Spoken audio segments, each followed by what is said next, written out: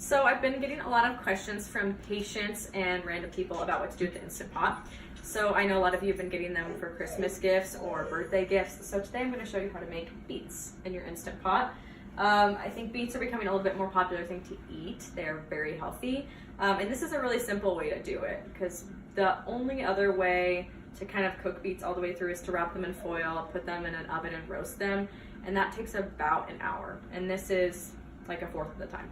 So I took beets, I washed them, and then I trimmed the stems so there's just a little bit of stem left. And then we're just gonna put them in the Instant Pot. So you've got this like basket rack thing. Basically keeps the beets from not touching the bottom and burning. So you're gonna put that in there first. And then you're gonna take your beets and so just place them in the bottom.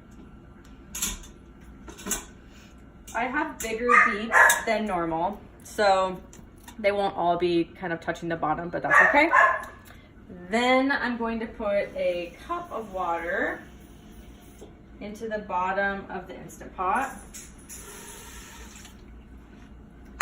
And then all we do is put the lid on, make sure it is sealed. And then mine's an older version of the Instant Pot, but I'll just push manual, and then I'm gonna set it for 25 minutes.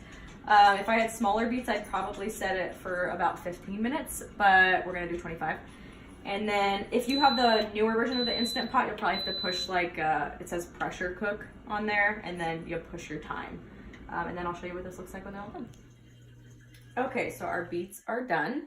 And so basically it'll automatically shut off, but then you'll see this thing that says low. So it's basically just keeping it warm. I wanna just cancel that so the whole thing is off. Now we're going to vent. So you have it on seal, then you're gonna push it towards venting. Be careful that your hands aren't over that because hot steam is gonna come out. So when I push this, I'm gonna vent it, and then pay attention to this little dropper here.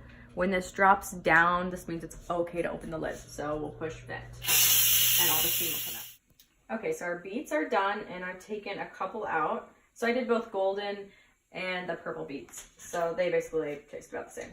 So what I'm gonna do is cut the tops off. And then there's like a little end, I just clip that off.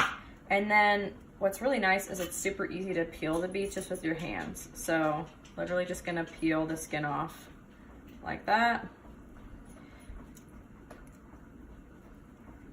And then once I get all the skin off the beet, I'm gonna just chop them into little pieces.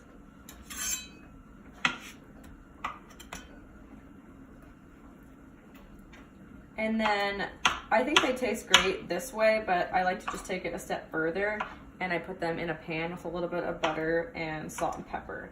So I have a pan warming up over on the stove, and we're just gonna take these chopped beets over there and start to cook them. Go.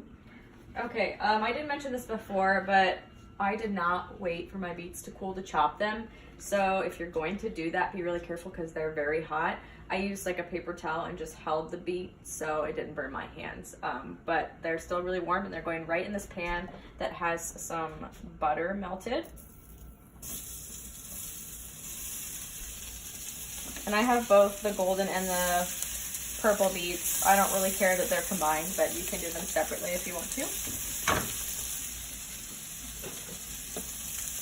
And then basically I just toss them around in the butter. They're already cooked all the way through, so this is more just for flavoring. So I'm gonna take a little bit of salt, and then pepper, and then I do just a little bit of garlic powder on them as well. And that's about all you need. And then I'll probably just kind of toss these around for, I don't know, 5 minutes or so, until they get a little bit of, I don't want to say crisp on them, but get a little bit of that butter going in the pan, and that's it.